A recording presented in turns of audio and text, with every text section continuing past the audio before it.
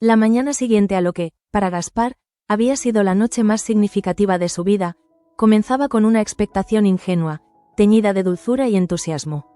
El dormitorio aún conservaba el calor de la intimidad recién compartida. Él despertó antes, como si los nervios le hubieran robado el sueño, pero en lugar de incomodidad, sentía un júbilo silencioso.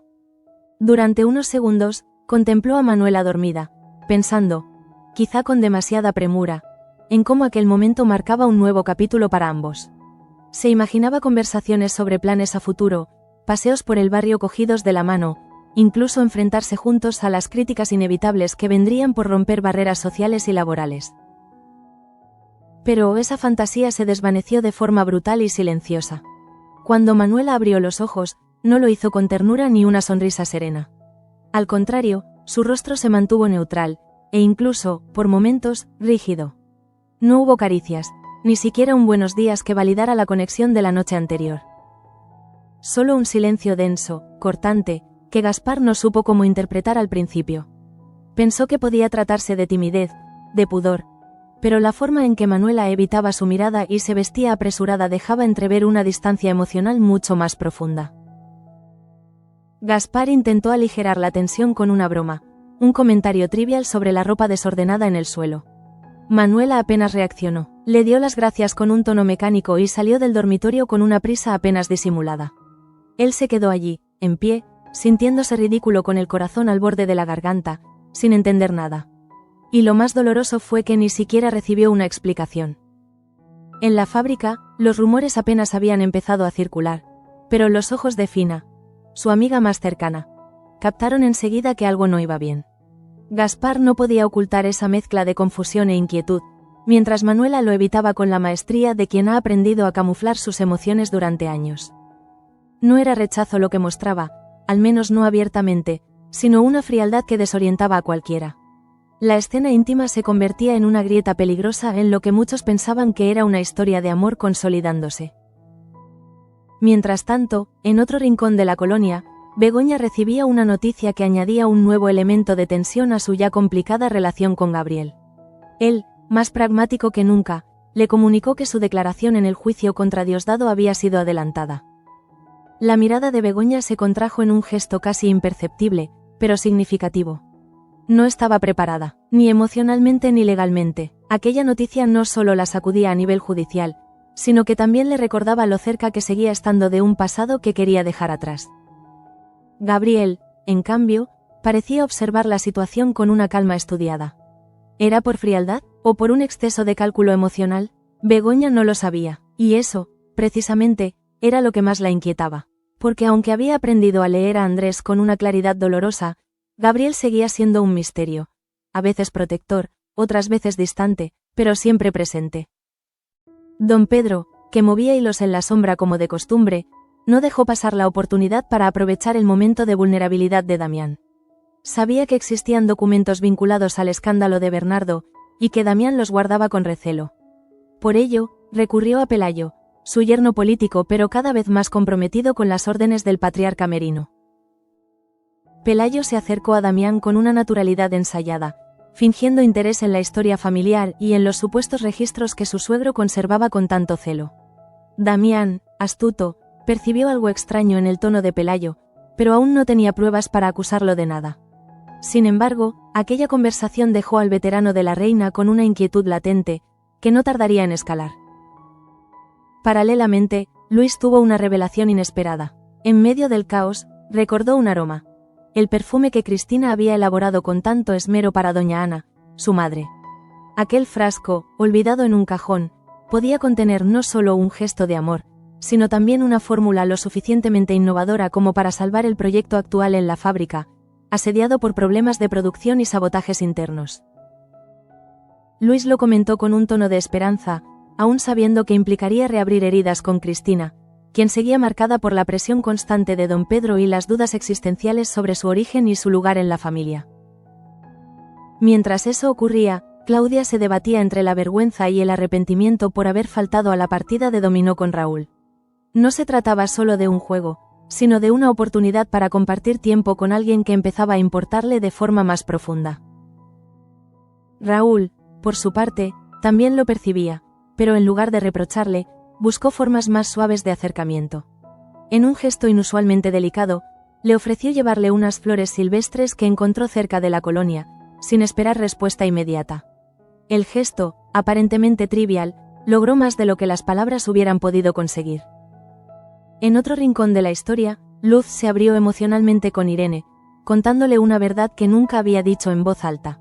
Fue una niña adoptada. Aquella confesión, más allá de la sorpresa, generó en Irene una empatía inmediata. Como si ese dato fuera la pieza faltante que le ayudaba a entender las inseguridades y silencios de su cuñada.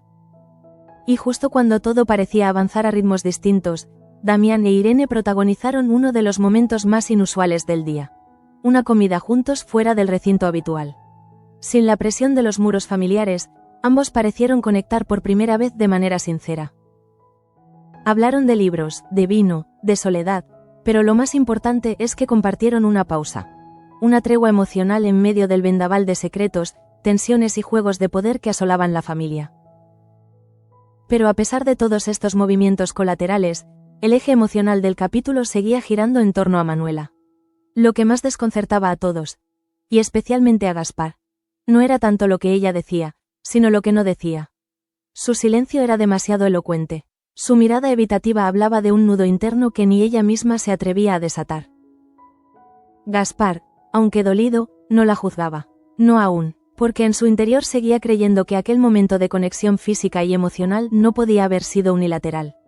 Que ella también lo sintió, que su cuerpo respondió, que su respiración, su entrega, no podían haber sido simples gestos vacíos.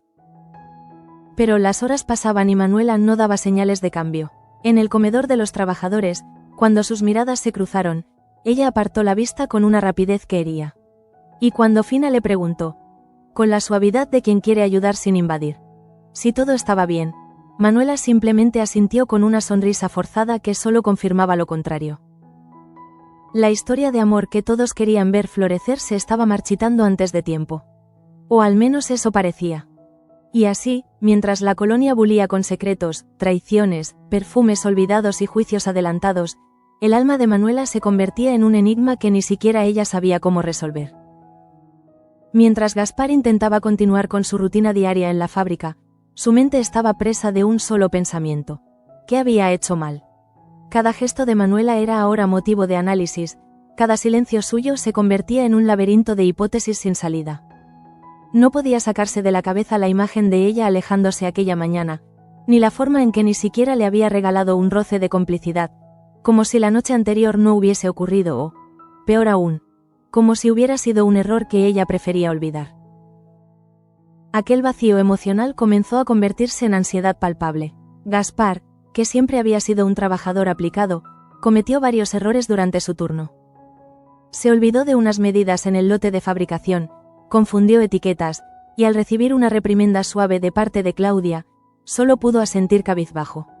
No se atrevía a verbalizar lo que le carcomía, porque hacerlo significaría aceptar que su ilusión tal vez había sido unilateral. En cambio, Manuela mantenía una fachada imperturbable. Nadie podría imaginar el torbellino que se agitaba dentro de ella. Su cuerpo todavía guardaba el calor del contacto con Gaspar, pero su mente no paraba de recordarle todas las razones por las que no debía dejarse llevar. ¿Cómo podría entregarse por completo a alguien cuando ni siquiera estaba segura de lo que sentía? ¿Cómo permitirse amar si en el fondo aún arrastraba las culpas de su pasado, los miedos heredados, las limitaciones impuestas por una vida de sacrificio? Ese dilema la inmovilizaba, y el resultado era una versión suya fría, casi distante, que no correspondía al deseo que por momentos la quemaba por dentro. En paralelo, Pelayo seguía adelante con su encargo, sonsacar información a Damián. El anciano de la reina no era tonto. Había vivido lo suficiente como para oler la hipocresía desde lejos, y aunque su yerno se mostraba solícito y amable, había algo en su insistencia por revisar papeles antiguos, en sus preguntas casuales sobre viejas inversiones en la época de Bernardo, que activaron las alarmas. Damián decidió entonces poner una trampa. Dejó deliberadamente un archivo incompleto sobre su escritorio y se ausentó por un momento. Desde un rincón, observó cómo Pelayo entraba con sigilo, miraba a ambos lados, y luego, con la torpeza de quien no es espía profesional, intentaba hojear los papeles. No encontró nada relevante, pero el gesto fue suficiente para que Damián entendiera que algo se estaba gestando a sus espaldas. Al volver, fingió no haber visto nada. Sonrió incluso, pero sus ojos ya no eran los mismos. Esa noche, Damián escribiría una carta para esconder en su caja fuerte. Una advertencia, un resumen de lo que sabía, por si algo le ocurría. Mientras tanto, Gabriel seguía avanzando en sus planes. La cita judicial contra Diosdado se había adelantado, y aunque él no lo mostraba, sabía que eso ponía en riesgo muchas piezas que aún no estaban en su sitio. Informó a Begoña con su tono habitual, sin dramatismo, pero ella notó algo en su voz. Una tensión contenida, un control forzado. No era solo una formalidad, había algo más, algo que Gabriel sabía, pero aún no revelaba. Begoña no insistió, no en ese momento, pero apuntó mentalmente cada matiz, cada pausa, cada palabra elegida por él. Porque si algo había aprendido tras sus experiencias con Andrés y Jesús, era que los hombres poderosos rara vez dicen la verdad completa en la primera conversación. La noticia del juicio también removió a otros personajes. Doña Ana, aunque no apareció directamente en la escena, volvió a ser mencionada por Cristina. En el laboratorio, mientras revisaba fórmulas, se topó con la muestra del perfume que le había regalado a su madre tiempo atrás. El olor la paralizó. Era como si un recuerdo reprimido se activara en su interior. Un momento de ternura, quizás el único en mucho tiempo, que ahora se volvía herramienta de trabajo. Luis, al percibir esa reacción, se acercó con respeto. Le propuso recuperar aquella fórmula, adaptarla al nuevo contexto, tal vez rescatarla como solución al problema actual de la fábrica. Cristina no respondió enseguida. Le dolía aceptar que algo creado con amor puro ahora tuviera que usarse como salvavidas profesional. Pero también sabía que era su oportunidad para demostrar su valía. No ante los demás, sino ante sí misma. Aceptó con un leve asentimiento. No era rendición, era estrategia. Claudia, por su parte, no podía quitarse de la cabeza su torpeza con Raúl. Se odiaba por haber rechazado sin motivo una invitación tan inocente. Y cuando él apareció con las flores silvestres, no supo qué decir. Solo tomó el ramo, lo olió con un dejo de vergüenza, y murmuró un «gracias», casi imperceptible. Raúl sonrió, porque a veces, los gestos pequeños son el primer paso hacia una reconciliación sincera. En una escena paralela, Luz y Irene caminaban por la plaza del barrio. El sol caía suave sobre sus hombros y la conversación, aunque trivial al principio, fue tomando un rumbo más íntimo. Cuando Luz mencionó que había sido adoptada, Irene se detuvo. Sus ojos se empañaron por un instante. Era como si ese dato desbloqueara algo en ella, una empatía largamente contenida, o tal vez un reflejo de su propia búsqueda de identidad. Se sentaron en un banco. No dijeron mucho más, pero ese silencio compartido fue más elocuente que 1000 palabras. Y así llegamos nuevamente a Manuela, a su enigma, a su contradicción. Esa noche, después de cenar sola, salió a caminar. Atravesó el barrio en silencio, como una sombra entre farolas. Llegó hasta el puente donde de niña solía lanzar piedritas al río y pedir deseos. Esta vez no pidió nada, solo observó el agua fluir. Sus ojos estaban secos, pero por dentro llovía. No podía seguir fingiendo, no podía hacerle esto a Gaspar, pero tampoco podía arriesgarse a amar sin estar segura. Cerró los ojos. El murmullo del río le recordó que todo fluye, incluso el dolor. Incluso el miedo. Y así terminó el día más largo de su vida. La jornada siguiente amaneció con una aparente normalidad que solo servía de disfraz para la tensión acumulada. Gaspar decidió que ya no podía seguir esperando pasivamente. La indiferencia de Manuela no era una fase, era una decisión, o al menos eso parecía. Así que en cuanto tuvo oportunidad, la interceptó a la salida del taller, en un rincón del patio donde las conversaciones privadas aún podían existir sin testigos. ¿Podemos hablar un momento?, dijo, con voz serena pero mirada trémula. Manuela no se negó, pero tampoco dio muestras de entusiasmo. Se quedó de pie, con los brazos cruzados, como preparándose para una discusión que no quería tener. Gaspar no la acusó, no levantó la voz, simplemente expresó lo que sentía, que le dolía su frialdad, que no entendía su cambio, que necesitaba saber si lo que habían vivido había sido real para ella. El silencio de Manuela fue la respuesta más devastadora. Finalmente, musitó. No sé qué decirte, Gaspar. No sé lo que siento. Solo, no estoy lista. No fue una negativa categórica, pero sonó como un portazo suave. Lo suficiente para quebrar algo en él. Gaspar asintió, sin lágrimas, sin rabia. solo con una resignación amarga, y se alejó sin mirar atrás. En su interior, algo se rompía en silencio. No era solo el rechazo de una mujer, era la pérdida de una esperanza. Mientras tanto, en el despacho de Cristina, los aromas del pasado se mezclaban con la urgencia del presente. Había comenzado a trabajar en la reformulación del perfume que había creado para doña Ana, pero cada paso era un campo minado de recuerdos.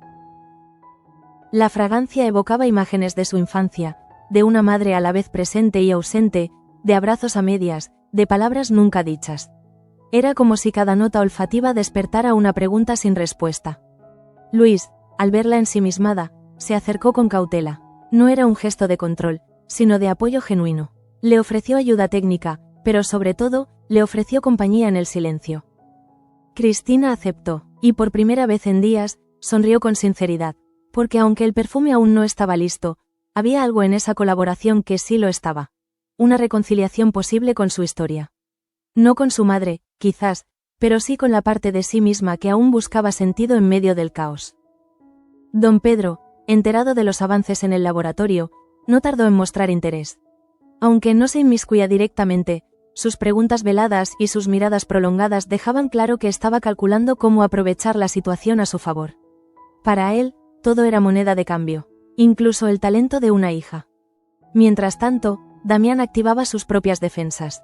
Tras confirmar las sospechas sobre Pelayo, empezó a moverse con cautela. Llamó a uno de sus contactos más antiguos, un abogado que había trabajado para él en la época de Bernardo. Le pidió revisar ciertos documentos con urgencia, especialmente aquellos que podrían implicarlo en los negocios turbios del pasado. Sabía que don Pedro quería destruirlo, o al menos desacreditarlo, y que Pelayo era solo una herramienta más, pero lo que más le dolía no era el ataque en sí, sino la traición. Porque había llegado a ver a Pelayo casi como un hijo. Ahora, esa confianza se había disuelto en sospechas. En un gesto de astucia, Damián comenzó a elaborar una segunda copia de los documentos sensibles, esta vez codificados, y los guardó en un sobresellado con un mensaje claro. Si me pasa algo, entregarlo a Cristina. Era su forma de protegerse, pero también de proteger la verdad. En otra escena cargada de emoción contenida, Raúl invitó a Claudia a tomar un café en la plaza. Esta vez, ella aceptó sin dudar. Durante la conversación, hablaron de sus infancias, de sus miedos, incluso de sus errores recientes. Claudia confesó que había evitado el dominó porque temía que, si se acercaban más, perdería el control de su vida organizada. Raúl, lejos de juzgarla, la miró con comprensión. A veces, perder el control es la única forma de encontrarse a uno mismo, le dijo. Y en ese instante, Claudia se permitió pensar que tal vez, solo tal vez, valía la pena arriesgarse. En otro rincón del barrio, Irene y Luz compartían otro momento significativo. Esta vez, fue Irene quien abrió una puerta. Habló por primera vez de su hija biológica. No dio muchos detalles, solo lo suficiente para que Luz entendiera que detrás de su aparente dureza había una herida abierta. La conversación terminó con un abrazo, no uno efusivo, sino contenido, como todo en esta serie. Pero sincero. Y finalmente, Manuela. Al terminar su jornada, subió al tejado del edificio donde vivía. Desde allí, la vista del barrio parecía menos abrumadora. Sacó una carta que había empezado a escribir y la leyó en voz baja. Era una carta que nunca pensaba entregar. En ella, hablaba de su miedo, de su incapacidad para amar, de la culpa que aún sentía por errores que nadie conocía. Hablaba también de Gaspar, de cómo la miraba, de cómo la hacía sentir, de cómo le daba miedo todo eso. Al final de la carta, escribió: no es que no te quiera. Es que no sé si sé querer. Y guardó el papel en el bolsillo de su abrigo. En el fondo, algo en ella empezaba a moverse. Quizás no estaba lista aún, pero estaba empezando a preguntarse si valía la pena intentarlo. Las horas siguientes a la conversación entre Gaspar y Manuela fueron especialmente amargas para él. Su carácter, normalmente amable y conciliador, empezó a adoptar una rigidez defensiva. No es que se volviera frío o agresivo, pero en su mirada había algo distinto. Una especie de distancia silenciosa, como si hubiese construido un muro invisible para protegerse del daño. Los compañeros de trabajo lo notaron. Claudia, que solía hacer bromas inocentes con él, prefirió mantenerse al margen. Solo Begoña, que había desarrollado una sutil empatía por quienes han amado sin ser correspondidos, se atrevió a preguntarle si se encontraba bien. Gaspar, con una sonrisa amarga, le respondió: «Estoy aprendiendo a estar solo sin sentirme abandonado». Y eso bastó para que Begoña entendiera que la herida era reciente y profunda. Manuela, por su parte, intentaba concentrarse en el trabajo, pero sus manos temblaban cada vez que mezclaba ingredientes. El laboratorio, que solía ser su refugio, se volvió una jaula de pensamientos circulares. Recordaba la ternura de Gaspar, su ilusión, y sentía una punzada de culpa al pensar en lo que él debió haber sentido frente a su indiferencia. Pero aún así, no podía dar marcha atrás, no sin estar segura. Esa noche, en un gesto de valor o desesperación, fue a buscarlo. Lo encontró en el patio, solo, fumando a escondidas. Le pidió hablar. Gaspar no se negó, pero su postura lo decía todo, ya no esperaba nada. Manuela no preparó un discurso, solo dijo: «No te pedí paciencia, pero tú me la diste. Ahora te pido tiempo, solo eso». Gaspar, tras un silencio largo, respondió: «Te di mi tiempo sin que lo pidieras. Lo hice porque quería, pero ahora no sé si puedo seguir regalándolo sin saber si algún día lo vas a recibir». Y se marchó, no con rabia, con tristeza. Mientras tanto, Damián, tras consultar con su abogado, preparó una estrategia para contrarrestar el plan de don Pedro. Sabía que no podía atacar directamente, pero sí podía anticiparse. Usó a Claudia como enlace. Le pidió que dejara caer, accidentalmente, una hoja con datos alterados sobre la herencia de Bernardo, justo en un lugar donde Pelayo pudiera encontrarla. No era información falsa, pero sí lo suficientemente ambigua como para generar desconfianza en don Pedro si éste llegaba a verla.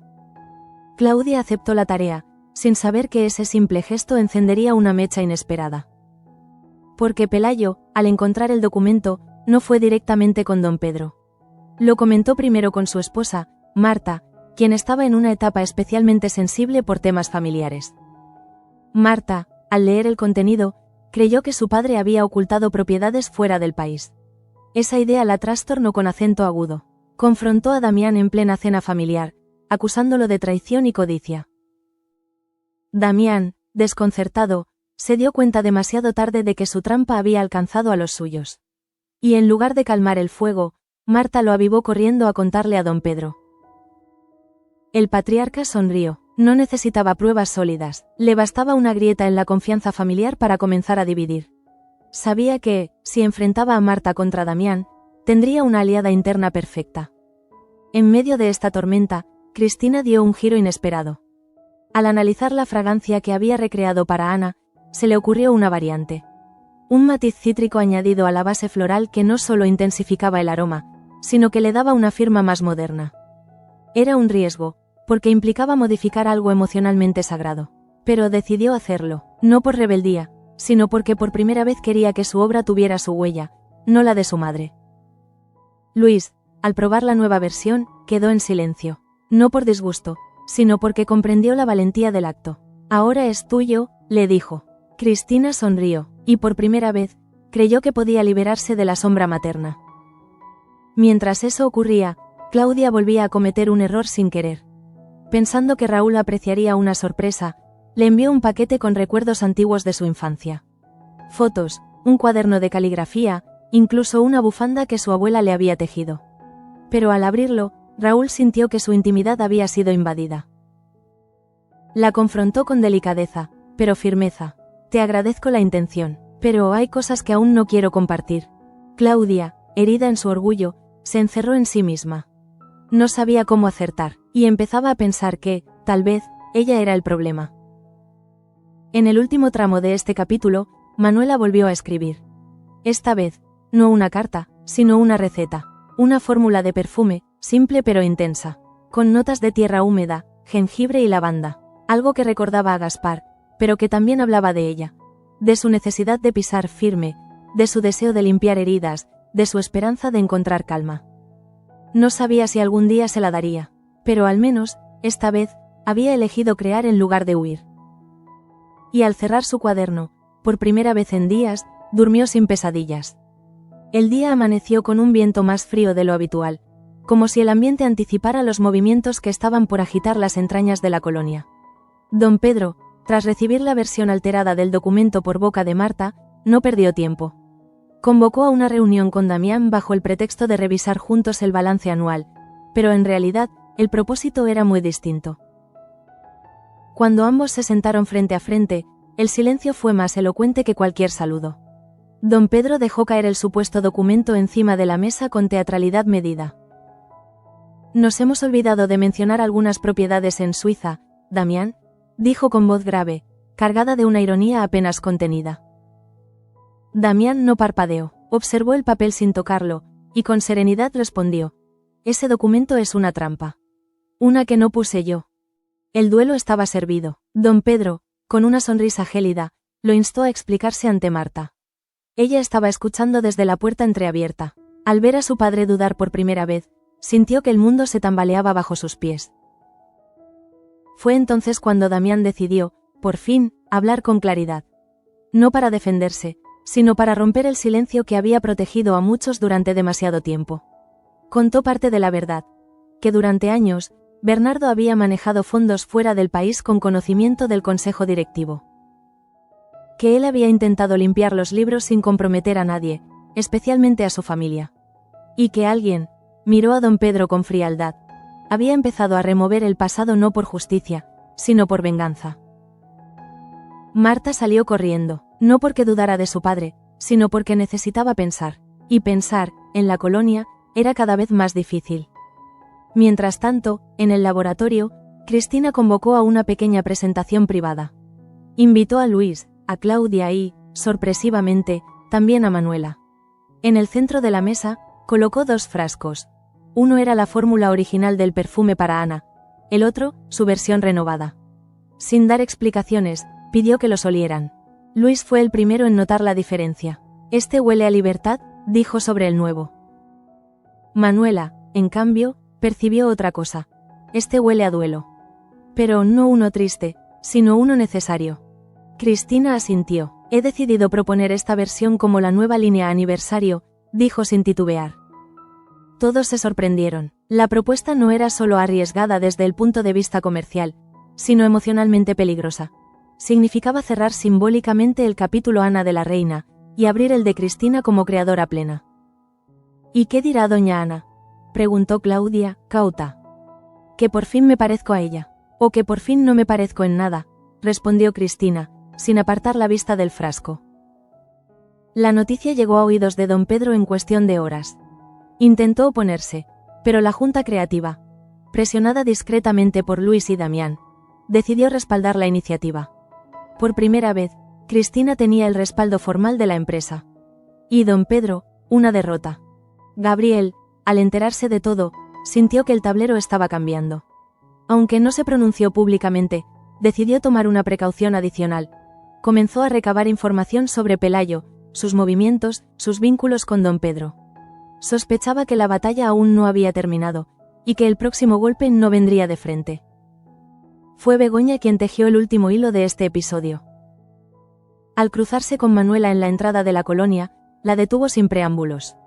Había visto a Gaspar caminar como un alma en pena por días, y sabía que la única persona que podía aliviar ese dolor estaba frente a ella. A veces, no se trata de estar lista, se trata de no dejar ir algo que podría hacerte feliz, le dijo, con una mirada que escondía sus propias cicatrices. Manuela no respondió, pero esas palabras le quedaron resonando. Esa noche, cuando Gaspar regresaba de su turno, la encontró en su puerta. No traía flores, ni cartas, ni excusas, solo un pequeño frasco con la fórmula que había escrito en silencio. Su fórmula. «No sé si esto sirve para algo, pero quise que lo tuvieras», susurró.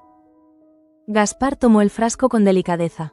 Lo abrió. El aroma era terroso, sincero, con una nota de lavanda que lo golpeó en el centro del pecho. Sonrió, no porque todo estuviera resuelto, sino porque por fin había una señal. Y en un mundo donde el amor casi siempre llegaba tarde, una señal era suficiente para quedarse